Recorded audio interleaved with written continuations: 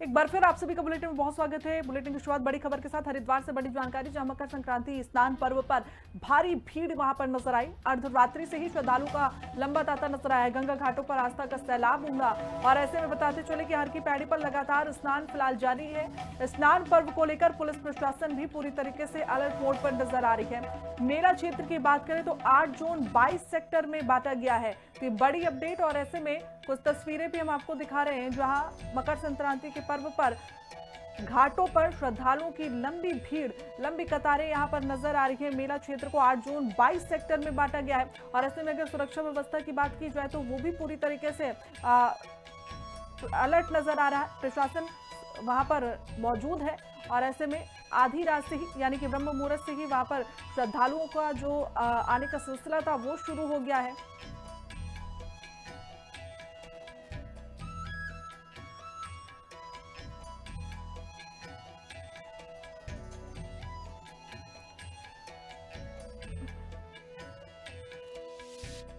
आज मकर संक्रांति के दिन जो है हम यहाँ पे हर की पैड़ी पे और बाकी घाटों पे गंगा स्नान का जो है वो पर्व मनाया जा रहा है। इसी में जो है पुलिस की ड्यूटी कल शाम से ही जो है ब्रीफिंग के बाद लग गई थी। आज स्नान जो है पूरे दिन चलेगा और ड्यूटियां पूरे दिन रहेगी। ड्यूटियां लगी हुई है, सब कुछ सुरक्षित के तरीके से इंश्योर कर लिया जाएगा। पुलिस की भी यहाँ पे घाटों पे तैनाती की गई है ताकि महिलाओं का स्नान सुरक्षित तरीके से इंश्योर किया जा सके। उन्होंने अच्छी व्यवस्था की है कि सब जगह नियम कानून का पालन हो रहा है, तो मुझे लगा कि व्यवस्था बहुत अच्छी है। इतनी ठंड में भी इतने सारे लोग सुबह सुबह ठंड में नहा रहे हैं, तो आस्था बढ़ी है शायद ठंडे से। तो बड़ी संख्या में श्रद्धालु फिलहाल स्नान करने के लिए वहां पर पहुंच रहे हैं। गंगा घाटों पर आस्था का सैलाब इस वक्त उमड़ता हुआ नजर आ रहा है। बेशक ठंड भी बहुत है, कोहरे की स्थिति भी है, लेकिन उसके बावजूद भी जो आस्था है वो भारी पड़ रही है इस ठंड पर। और ऐसे में तस्वीरें लगातार हम आपको दिखा रहे हैं। मेला क्षेत्र को 8 जोन 22 सेक्टर में बांटा गया है, जिससे किसी भी तरीके की लोगों को परेशानी ना हो। तो हरिद्वार के घाटों की अगर बात करें तो वहां सुबह से ही यानी कि ब्रह्म मुहूर्त से ही लंबी कतारें भक्तों की देखने को मिल रही है। बड़ी संख्या में जो श्रद्धालु हैं वो आस्था की डुबकी लगाते हुए नजर आ रहे हैं और इसी को लेकर प्रशासन भी पूरी तरीके से अलर्ट नजर आ रहा है। बड़ी संख्या में प्रशासन की वहां पर मौजूदगी नजर आ रही है। चाक चौबंद व्यवस्था वहां पर की गई है। और ज्यादा जानकारी के साथ हमारे सहयोगी हरिद्वार से सचिन कुमार जुड़े हुए हैं, उनका रुख कर लेते हैं। सचिन, आज सुबह का समय और कैसी तस्वीरें वहां से आपको दिख रही हैं?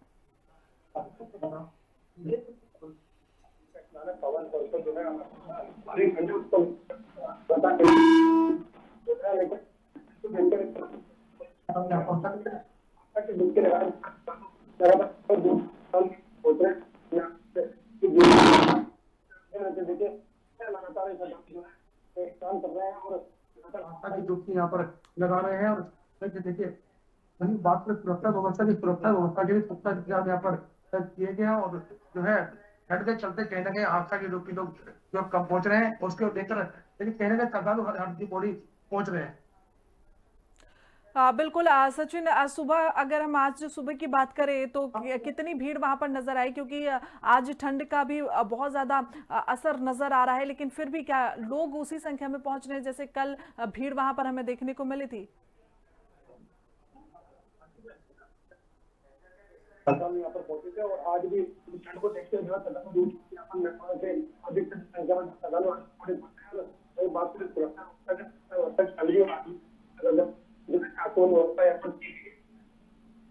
बिल्कुल सचिन, बड़ी संख्या में जाहिर तौर पर वहां पर जो श्रद्धालु हैं वो पहुंच रहे हैं और ऐसे में एक बात भी समझ में आती है कि आस्था पर पूरी तरीके से आस्था ठंड पर भारी पड़ती हुई नजर आ रही है, क्योंकि मौसम खराब है। लोग वहां पर फिर भी बड़ी संख्या में स्नान करने के लिए पहुंच रहे हैं। मकर संक्रांति का पर्व और ऐसे में बड़ी संख्या में लोग वहां पर जाहिर तौर पर नजर आ रहे हैं। लेकिन सुरक्षा व्यवस्था की अगर हम बात करें आज की, तो फिलहाल किस तरीके से वहां पर व्यवस्थाएं नजर आ रही, खासकर जब हम घाटों का जिक्र करते हैं, क्योंकि जिस तरीके से बड़ी संख्या में घाटों पर लोग पहुंच रहे हैं, साफ सफाई की व्यवस्था किस तरीके से वहां पर नजर आती है?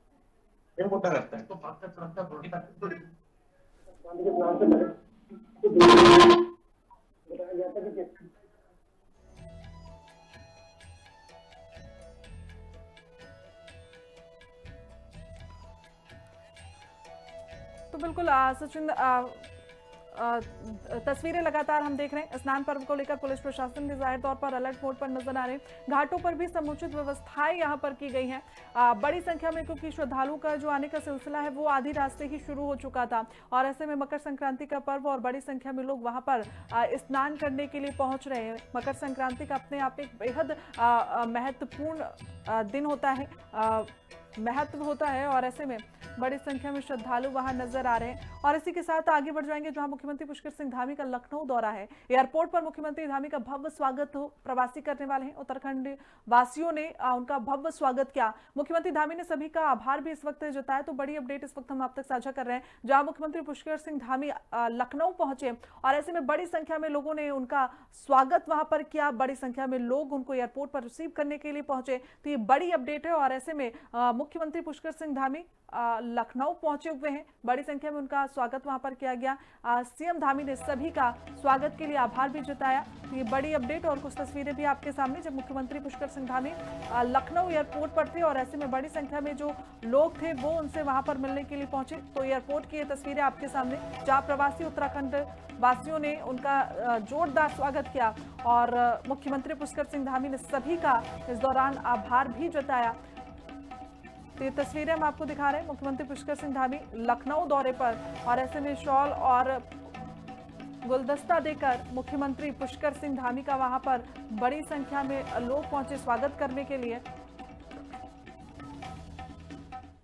तो वही मकर संक्रांति के पर्व पर उत्तरकाशी में सुप्रसिद्ध माघ मेले की शुरुआत हुई है। पौराणिक माघ मेले का उद्घाटन मुख्यमंत्री पुष्कर सिंह धामी की मौजूदगी में किया गया और इस मौके पर मुख्यमंत्री पुष्कर सिंह धामी ने सभी को मकर संक्रांति और माघ मेले की बधाई और शुभकामनाएं भी दी। उन्होंने कहा कि ये लोक आस्था का महाकुंभ है और आज के दिन से ही मांगलिक कार्यों की शुरुआत होती है। सीएम ने कहा कि उत्तरकाशी जिला अपनी एक आध्यात्मिक पहचान बन रहा है। मुख्यमंत्री ने कहा कि आज सरकार की नीतियां सिर्फ फाइलों तक सीमित नहीं है, सरकार की जन कल्याणकारी योजनाओं का लाभ अंतिम पायदान पर भी खड़े व्यक्ति तक पहुंच रहा है। आज माघ मेले के इस शुभ अवसर पर जो मकर संक्रांति का भी त्योहार है, उत्तरायण, भगवान उत्तरायण में आ गए हैं सूर्यदेव, उस सबकी बधाई देता हूं। और माघ मेला हमारा बहुत पवित्र मेला है और इसकी एक पौराणिक मान्यताएं हैं, पौराणिक हमारी संस्कृति है। तो निश्चित रूप से ये मेले हमारी विकास के साथ साथ विरासत को भी आगे बढ़ाते हैं, हमारी संस्कृति को भी आगे बढ़ाते हैं। देव डोलियाँ अनेक स्थानों से आती हैं और एक हमारी तरफ से सभी का यहाँ पर एक संगम भी होता है। इसके साथ साथ आज जो हमारा निम इंस्टीट्यूट है, उस इंस्टीट्यूट में पूरे देश भर के होटल जो टूर ट्रेवल्स के जो टूर ऑर्गेनाइज करते हैं, ऐसे सभी टूर वाले लोग यहाँ पर आए हैं। एक कॉन्क्लेव यहाँ पर आयोजित हुआ है। बाराहाट पुथौलू उत्तरकाशी माघ मेला 2026 का आज विधिवत उद्घाटन उत्तराखंड प्रदेश के यशस्वी मुख्यमंत्री आदरणीय धामी जी ने किया और मैं संपूर्ण जनपद वासियों की ओर से माननीय मुख्यमंत्री जी का आभार व्यक्त करता हूं कि उन्होंने आकर के हमारे इस मेले का उद्घाटन किया और हमको अनुग्रहित किया। आज मेला आज से 21 की सायं तक चलेगा और इस जनपद की सांस्कृतिक विरासत को जो यहाँ का लोक मानस अपने जीवन में जीता है और यहाँ के जो स्थानीय कलाकार हैं, उनके यहाँ के लोक के जो जीवन शैली है, उस लोक संस्कृति के रंग आपको यहाँ पर दिखाई देंगे। तो वही खटीमा में आयोजित कार्यक्रम में मुख्यमंत्री धामी ने अपने संबोधन में कांग्रेस पर जमकर हमला बोला। मुख्यमंत्री ने कांग्रेस को भ्रष्टाचारी कहा और कांग्रेस पर जनता में भ्रम फैलाने का आरोप भी मुख्यमंत्री की ओर से लगाया गया। इतना ही नहीं, सीएम धामी ने कांग्रेस को राष्ट्र विरोधी भी कहा। हमारे द्वारा जो ये साहसिक निर्णय लिए जा रहे हैं, फैसले लिए जा रहे हैं और आज हर क्षेत्र में उत्तराखंड का नाम हो रहा है, देश में भी हो रहा है, दुनिया में भी हो रहा है।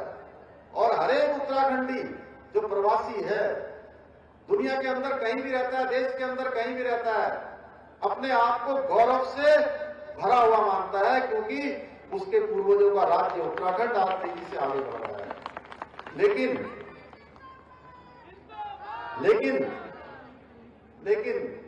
कांग्रेस के लोगों की हमारे इन सब कामों के कारण से नींद उड़ी हुई है, उनको नींद नहीं आ रही है।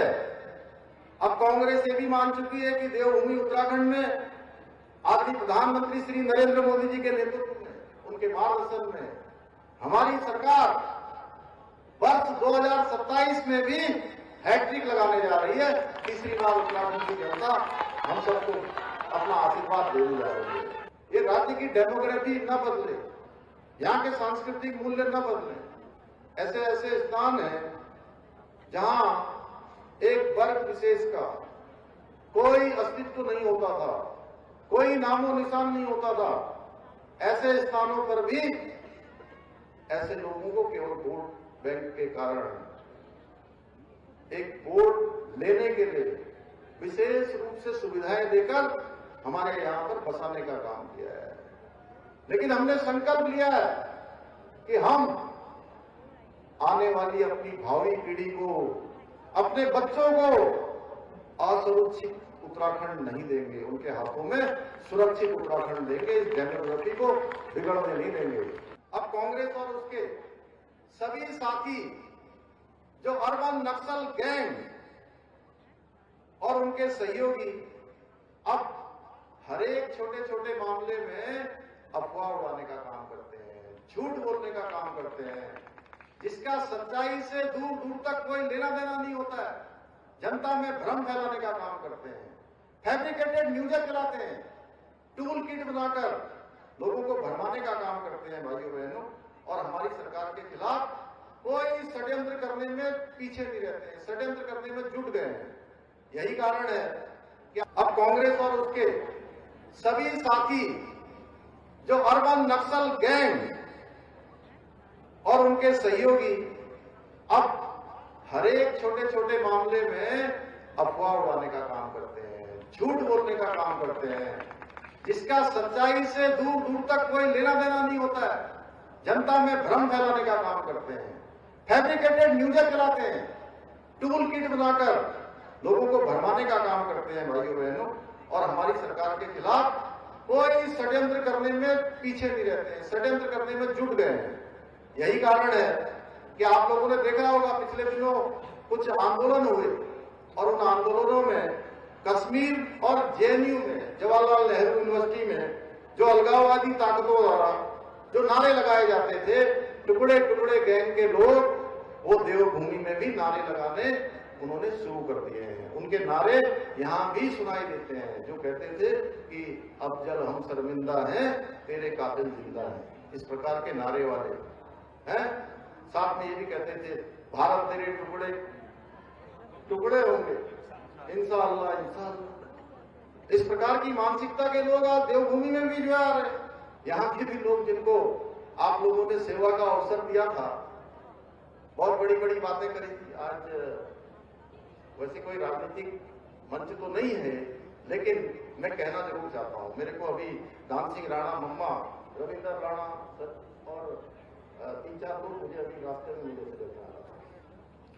जब मैं यहाँ चुनाव में खड़ा हुआ था 2022 के, तो यहाँ भी एक अफवाह फैलाई गई थी पूरे हमारे जनजाति समाज में कि अगर भारतीय जनता पार्टी की दोबारा सरकार बनेगी, पुष्कर सिंह धामी दोबारा मुख्यमंत्री बनेगा, तो इनकी सारी जमीनें छीन ली जाएंगी। अब मैं इस मंच से आज उनसे पूछना चाहता हूं, किसी भी एक व्यक्ति की सरकार में जमीन निहित हुई है क्या? किसी की जमीन पर कब्जा किया गया क्या? मेरे जनजाति समाज की बहनें भी बहुत आई हैं, बताओ भैया कोई की किसी की जमीन कब्जा हुई क्या? आपको पूछना चाहिए कि लोग आपकी जमीन में आएंगे तो जिन लोगों को आपने उस समय बनाया, आज वो राजनीति छोड़कर आंदोलन जीवी बन चुके हैं और सनातन का विरोध करने वाले, सनातन धर्म का विरोध करने वाले, हमारी धार्मिक भावनाओं पर कुठाराघात करने वाले, ऐसे लोगों की कठपुतली बन गए हैं भाइयों बहन। कोई भी हम अच्छा काम करते हैं उसमें विरोध करते हैं, लेकिन मैं इस मंच के माध्यम से सभी जिहादी और अलगाववादी मानसिकताओं वाले लोगों को स्पष्ट कर देना चाहता हूं कि हमारी देवभूमि है, इसकी संस्कृति, इसकी अस्मिता और सम्मान के साथ किसी भी प्रकार का कोई षड्यंत्र बर्दाश्त नहीं किया जाएगा। हम कोई षड्यंत्र बर्दाश्त नहीं करेंगे। तो वहीं अंकिता भंडारी हत्याकांड सहित तमाम मुद्दों पर प्रदेश सरकार को घेर रही कांग्रेस के कार्यकर्ताओं के सीएम धामी की प्रतीकात्मक शव यात्रा निकालने पर बीजेपी प्रदेश अध्यक्ष महेंद्र भट्ट ने तीखा हमला बोला। महेंद्र भट्ट ने सोशल मीडिया में कांग्रेस कार्यकर्ताओं का वायरल वीडियो पोस्ट कर कहा कि ये विरोध नहीं, संवेदना की सार्वजनिक हत्या है। वहीं इस मामले को लेकर कांग्रेस का कहना था कि प्रतीकात्मक शव यात्रा निकालकर कांग्रेस कार्यकर्ताओं ने ये बताया कि कैसे मुख्यमंत्री और सरकार की भावनाएं जनता से जुड़े मुद्दों पर मृत्यु हो चुकी है। रिपोर्ट देखिए।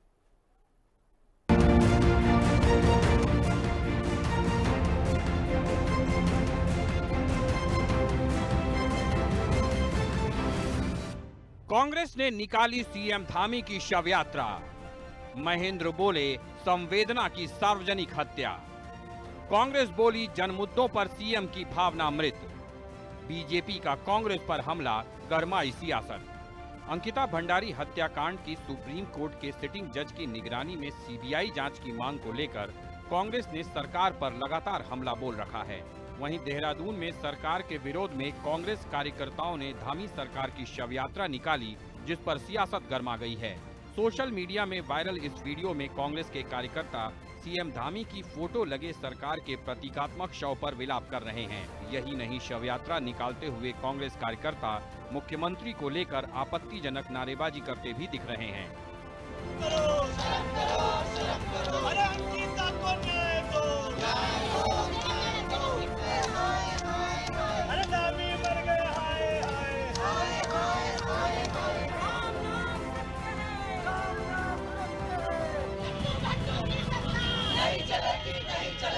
कांग्रेस प्रदेश कार्यालय से निकाली गई इस शव यात्रा को लेकर बीजेपी प्रदेश अध्यक्ष महेंद्र भट्ट ने कांग्रेस पर तीखा हमला बोला है।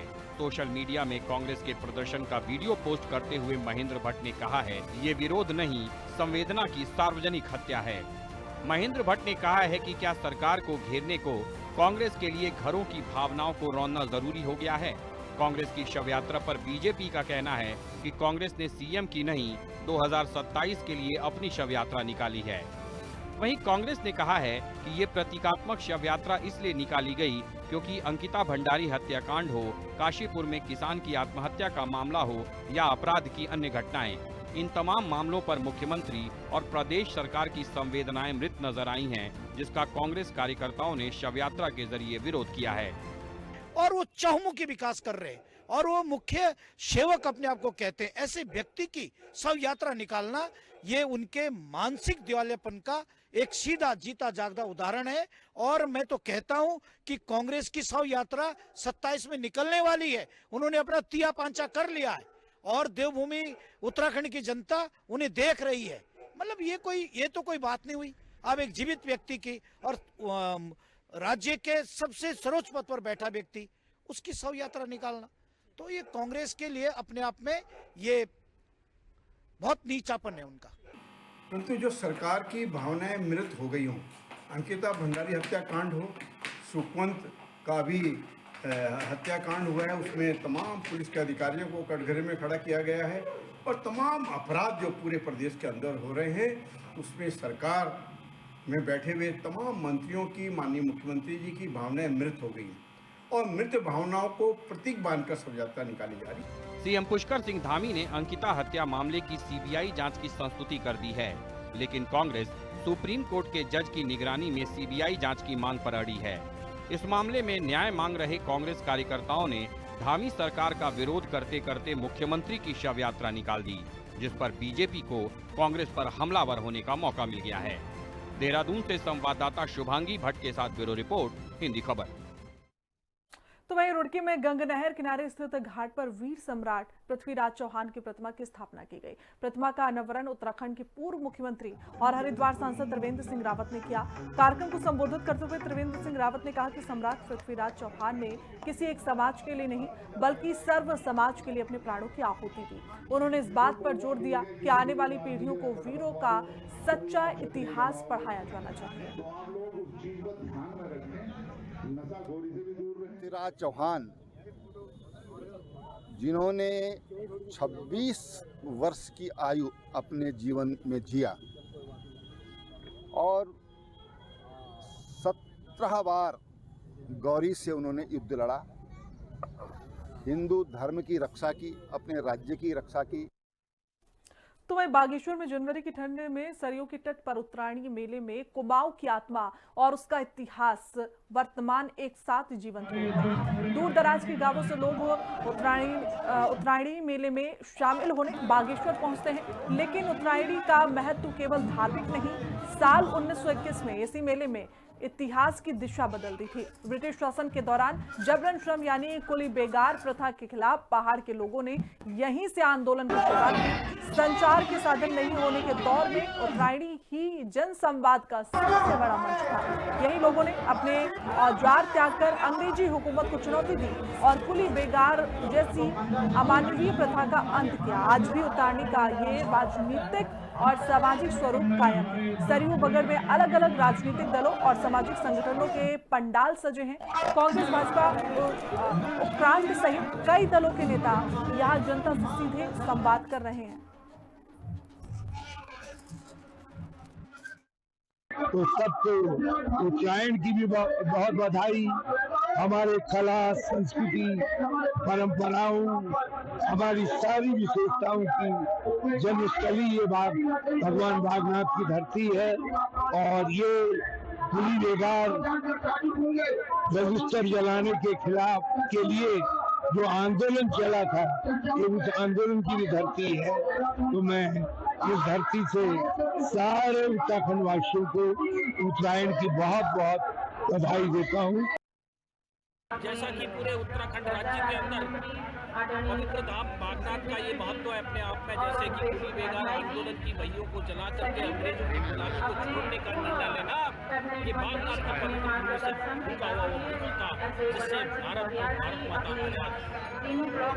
और वो आंदोलन आज हर वर्ष की तरह हम उस आंदोलन को भी याद करते हैं और अपने इस बागनाथ के पवित्र धाम से हर बार राजनीतिक दल के रूप में हम अपने घोषणा पत्रों के माध्यम से की जाने वाली योजनाओं का भी बखान। और मैं मानता हूं कि हम हमारे प्रदेश के यशस्वी मुख्यमंत्री आदरणीय पुष्कर सिंह धामी जी द्वारा लगातार जो विगत कई वर्षों से उत्तराखंड प्रदेश में जो विकास कार्य करे जा रहे हैं, उन विकास कार्यों को लेकर हम आम जनता को यहाँ पर बताने वाले हैं। और इसी के निमित्त मैं आम जनता को ये भी अनुरोध करूंगा कि क्योंकि कांग्रेस को लगता है कि माननीय मुख्यमंत्री जी के कुशल नेतृत्व में यह प्रदेश पुनः भारतीय जनता पार्टी मय होने जा रहा है, ये प्रदेश में पुनः भारतीय जनता पार्टी की 2027 में सरकार बनने जा रही है, तो अनर्गल आरोप लगाकर, अनर्गल बयानबाजी करके इस प्रदेश की जनता को बदलाने का काम करते हैं। लेकिन मैं जानता हूँ ये देवभूमि की जनता है। अंकिता संकेत है उस वीआईपी को सजा दिलाने के लिए, लेकिन संतरेसा में 13-14 साल की बच्ची का बलात्कार और हत्या भी बीजेपी के ओबीसी सेल का सदस्य है, आज तक गिरफ्तार नहीं हुआ। 26 जून 2024 की घटना है। इनके सल्ट के मंडल अध्यक्ष जमानत में है, इनके चंपावत के मंडल अध्यक्ष जमानत में है, इनके नैनीताल के दुर्ग जो संज्ञा देगा वो जमानत में। तो वहीं हरिद्वार में कुंभ क्षेत्र और आसपास के गंगा घाटों में गैर हिंदुओं के प्रवेश पर प्रतिबंध की मांग लगातार तेज होती जा रही है।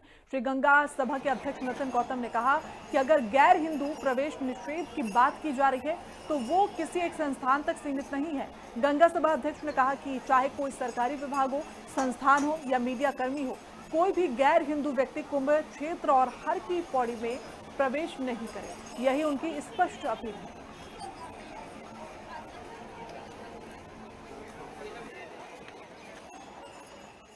मैं कह रहा हूं कि यदि हम अहिंदू का प्रवेश निषेध कराने की बात कर रहे हैं तो निश्चित रूप से वह किसी भी संस्थान का हो, इससे हमें कोई लेना देना नहीं है। किसी भी संस्थान का हो, किसी सरकारी महकमे का हो, कोई भी व्यक्ति उस क्षेत्र में प्रवेश ना करे। मैं यह सबसे अपील करता हूं, क्योंकि हमारे लिए सनातन सर्वोपरि है, माँ गंगा की धार्मिक अस्मिता सर्वोपरि है, हमारे लिए हर की पौड़ी की व्यवस्था सर्वोपरि है। तो चलिए फौरन लौटूंगी कुछ और खबरों के साथ। वक्त एक छोटे से ब्रेक का, देखते रहें खबर। नमस्कार।